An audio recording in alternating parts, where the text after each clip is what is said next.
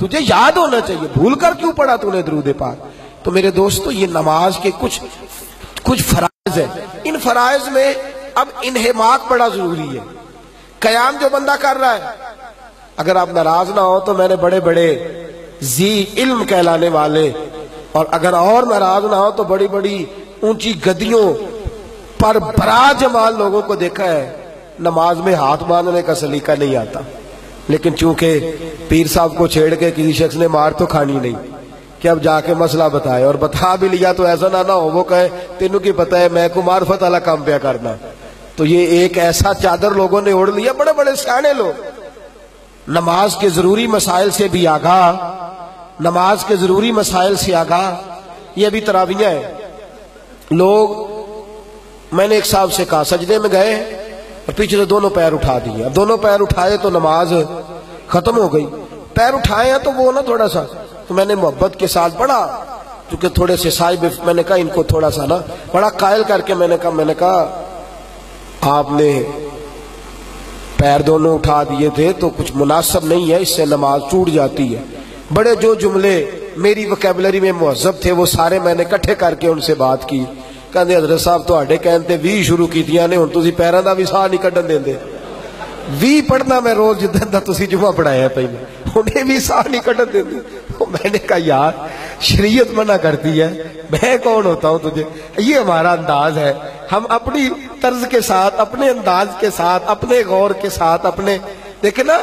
حج کے موقع پر میرے ساتھ ایک بزرگ تھے تو وہ کچھ ایسی باتیں کرتے جو درست نہیں تھی، تو میں ان کو منع کرتا، میں کہتا یہ آپ کا طریقہ ٹھیک نہیں، آپ صحیح ہو جائے. تو مجھے کہنے لگے اللہ قبول کرنے والا ہے. اللہ، میں نے کہا آپ کیا کام کرتے ہیں؟ کہتے ہیں برتنوں کی دکان ہے. تو میں نے کہا بڑی پتیلی کتنے کی ہے؟ کہنے لگے 6000 کی. تو میں کہتے 4.5 دے تو قبول کر لیں دے ہو. کتنے کی ہے؟ 6 کی ہے. تو 4.5 لے لیں آپ قبول کر لیں. کہتے نہیں جی ہوتے کاروبار ہے. تو میں کہ نماز ہی سب تو چھوٹی ہے، آج ہی سب تو چھوٹا ہے. بھئی عجیب معاملہ نا، اللہ قبول کرے تو سارا کچھ. اور تجھے کوئی بندہ کہہ دے کہ چل ٹھیک ہے تیرا 50,000 دینا ہے، تو اس طرح کر 45 لے لے، تو 5 بھی کم کرنا قبول. اور رب کے بارے میں تیرا نظریہ چلو قبول کر لے گا جو مرضی کرتا پھروں. کتنی عجیب سوچ ہے، کتنی عجیب سوچ. تو میرے عزیز نماز کے مسائل دیکھیں نا، 2 قدم اگر سجدے میں اٹھ گئے، کم از کم 1 انگلی کا سجدے میں لگانا واجب ہے. اگر دونوں اٹھ گئے تو نماز ہے. اور جان بوجھ کے اگر کسی نے ایسا کیا تو اس کا معاملہ بھی گیا. پھر میں نے دیکھا ہے لوگوں کو سجدہ کرتے بڑی جلدی ہے، ہمیں نماز پڑھنے کی بڑی جلدی ہے. کئی جن سے ذرا بے تکلفی ہوتی ہے ان کو میں کھڑا کر کے کہتا ہوں چلو تیز تیز سناؤ جو نماز میں پڑھتے ہو، ویسے سناؤ، پورا زور لگا لیں. ہم 2 رکعتیں نہیں پڑھ سکتے، لوگ 8 پڑھ کے بھاگ جاتے ہیں. کتنی جلدی ہے، کتنی جلدی ہے تمہیں جانے. کہاں جانا ہے، کہاں تک بھاگو گے؟ صحابہ کرام کا انداز دیکھیے.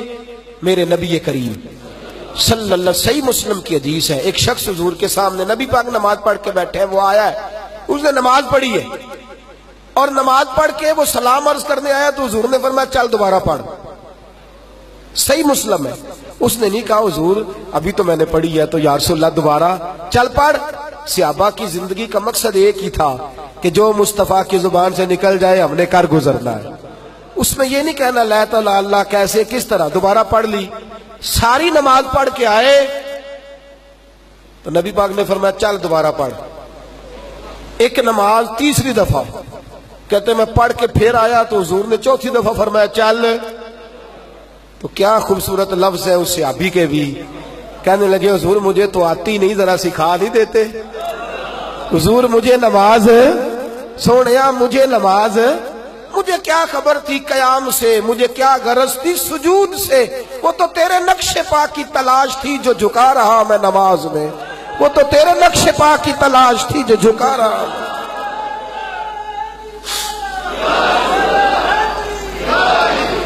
حضور میں نے ایک دفعہ نا ایک حدیث پاک بیان کی، سلو کما رأیتمونی اصلی. حضور نے فرمایا نماز اس طرح پڑھو جس طرح میں پڑھتا ہوں، اس طرح پڑھو جس طرح. تو حضرت محدث بہاولپوری بیٹھے تھے، کہنے لگے مولانا یوں نہ کہیں، حدیث کے لفظوں پہ غور کریں. سلو کما رأیتمونی اصلی، اس طرح پڑھو جس طرح مجھے پڑھتے ہوئے دیکھتے ہو.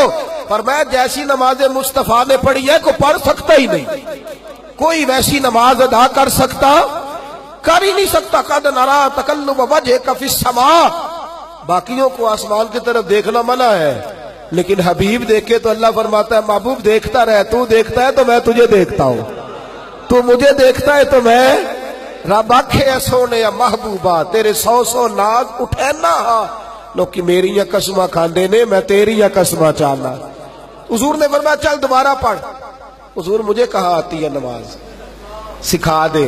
लफ्ज कितने हसीन है सहाबी के और जवाब कितना आला है मेरे नबी का। हुजूर ने फरमाया अल्लाहु अकबर कह के नमाज की नीयत बांध और उतनी देर क़याम कर जितनी देर तुझे इत्मीनान ना हो जाए, जितनी देर तुझे, बोलिए जितनी देर तुझे इत्मीनान ना हो जाए, जितनी देर तुझे इत्मीनान। अब इत्मीनान का तर्जुमा मैं पंजाबी में क्या करूं, कर दूं तर्जुमा पंजाबी में? इत्मीनान का माना है उतनी देर क़याम कर जितनी देर तू राज ना जावे, इत्मीनान ना हो जाए, तेरे कल्ब को सुकून ना, उतनी देर क़याम कर। फिर फरमाया रुकू में जा, सही मुस्लिम के लिए, और उतनी देर रुकू करके तुझे इत्मीनान हो जाए कि मैंने अपने रब की तस्बीह पढ़ ली है। फिर फरमाया तू सजदे में जा और इतनी देर सजदे में जा, इतनी देर सजदे में जा, इतनी देर के तुझे इत्मीनान हासिल हो जाए। फरमाया वकार से नमाज पढ़, और क्या कमाल कर दी मदीने के चांद ने। फरमाया जब तू इस तरह की नमाज पढ़ के उठेगा अल्लाह तेरे सारे गुनाहों को माफ फरमा देगा, अल्लाह तेरे सारे गुनाहों को माफ फरमा देगा। मेरे रसूल पाक सल्लल्लाहु अलैहि वसल्लम का नमाज से रिश्ता पता क्या है? हजरत अबू बकर सिद्दीक फरमाते हैं बदर की सारी रात काफर सफे सीधी कराते रहे और अल्लाह के रसूल सारी रात ही नमाज अदा करते रहे, सारी रात नमाज अदा करते रहे। तेज आंधी आई है तो नमाज, अगर जो है मौसम खुश्क हो गया, बारिश नहीं होती तो हुजूर ने नमाज पढ़ी है, बारिशें तेज आ गई है तो नमाज शुरू कर दी, सूरज ग्रहण चैन ग्रहण हो गया तो नमाज शुरू कर दी, अगर बहुत सारा कहत आ गया तो भी नमाज। हमारे यहाँ कहाँ नमाज इस्तिस्का का रिवाज रहा है, कहाँ हमारे यहाँ नमाज तौबा का रिवाज रहा है। हम तो अंदर बैठ के तबसरे करते हैं, हम तो महकमा मौसमियात को देखते हैं। हमारे यहाँ कहाँ वो लज्जतें खास नहीं है जो मेरे रसूल पाक सल्लल्लाहु अलैहि वसल्लम की नमाज के साथ लज्जात थी। इबादत का सुरूर, इबादत का कैफ, नमाज नेमत है।